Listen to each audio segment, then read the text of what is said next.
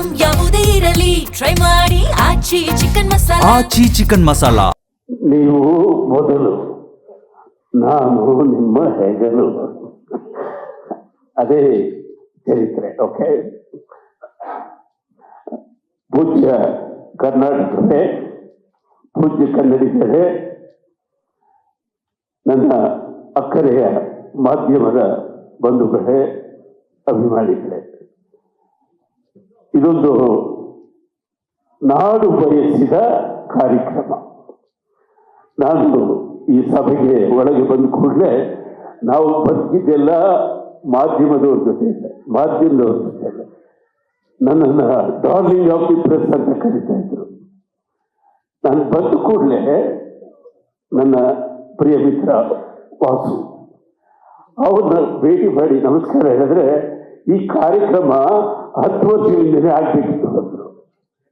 ಅಲ್ಲಿಂದ ಈ ಕಡೆ ಬಂದರೆ ನನ್ನ ಇನ್ನೊಬ್ಬ ಪತ್ರಕರ್ತ ಮಿತ್ರ ಶಣೈ ಅವ್ರು ನನ್ನ ಅಪ್ಕೊಂಡು ಈ ಕಾರ್ಯಕ್ರಮ 15 ವರ್ಷದಿಂದಲೇ ಆಗ್ಬೇಕಿತ್ತು ಅಂದರು.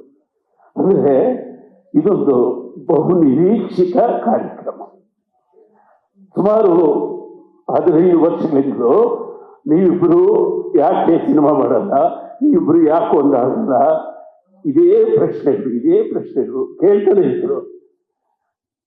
ಈಗ ಸಿನಿಮಾದಲ್ಲೇ ಬರ್ಬೇಕೇನು, ವೇದಿಕೆಯಲ್ಲಿ ಬರ್ತೀವಿ, ವೇದಿಕೆ ಮೇಲೆ ಇಬ್ಬರು ಒಟ್ಟಾಗಿ ನಿಲ್ತೀವಿ, ಒಟ್ಟಾಗಿ ನಾವು ಮಾಡಿದ ಕೆಲಸಗಳನ್ನ ನೆನೆಸ್ಕೊತೀವಿ, ಅದರಲ್ಲಿರುವ ರಸಾಂಶಗಳನ್ನೆಲ್ಲ ಜನಕ್ಕೆ ಒಪ್ಪಿಸ್ತೀವಿ ಮತ್ತು ಆ ನೆನಪಿನ ದೋಣಿಯಲ್ಲಿ ಕನ್ನಡದ ಅಭಿಮಾನಿಗಳನ್ನ ತೇಲಿಸುವಂತ ಕೆಲಸ.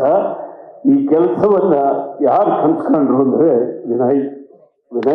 ವಿನಯ್ಗೆ ನನ್ನ ಹೃದಯಪೂರ್ವಕ ಅಭಿನಂದನೆಗಳು. ಯಾಕೆಂದರೆ ಸಾಂಸ್ಕೃತಿಕವಾಗಿ ಯಾವುದಾದ್ರೂ ಒಂದು ಘಟನೆ ಒಂದು ನಾಡಿನಲ್ಲಿ ಸಂಭವಿಸ್ತಾ ಇರಬೇಕು.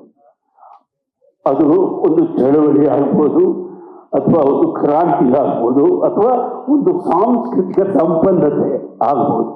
ಅದು ನಡೀತಾ ಇದ್ರೆ ಸಮಾಜದ ಆರೋಗ್ಯ ನೆಟ್ಟಿಗಿರುತ್ತೆ.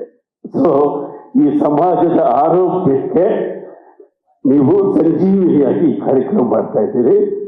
ನಾವು ಅವರು ಮಾಡುವ ಕೆಲಸಕ್ಕೆ ಈ ನಾಡಿನಲ್ಲಿ ಯಾವತ್ತೂ ವಿರೋಧ ಇಲ್ಲ. ನಾವಿಬ್ರು ಒಟ್ಟಿಗೆ ಕೆಲಸ ಮಾಡಿದ್ರೆ ಜನ ಪ್ರೀತಿಸ್ತಾರೆ ಅಂದರೆ ಅವರ ಬದುಕಿನಲ್ಲೂ ಪ್ರೀತಿ ಹುಟ್ಟುತ್ತೆ.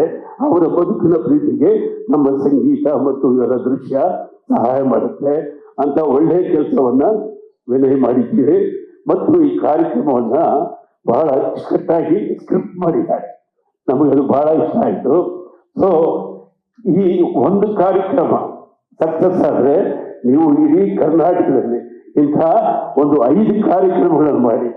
ಎಲ್ಲ ಕಡೆ ಸ್ವಲ್ಪ ಆರೋಗ್ಯ ಕೆಟ್ಟಿದೆ, ಹಾಡು ಕೇಳಿ, ಮಾತು ಕೇಳಿ ಆರೋಗ್ಯ ಸುಧಾರಿಸಲಿ. ಈ ಸಮಾಜ ಸ್ವಸ್ಥವಾಗಿರ್ಬೇಕಂದ್ರೆ ಸಂಗೀತ ಸಾಹಿತ್ಯ ಸುಭದ್ರವಾಗಿರ್ಬೇಕು ಅನ್ನೋ ನಂಬಿಕೆ. ಒಳ್ಳೆಯದಾಗಿ ಆಲ್ ದಿ ವೆರಿ ಬೆಸ್ಟ್.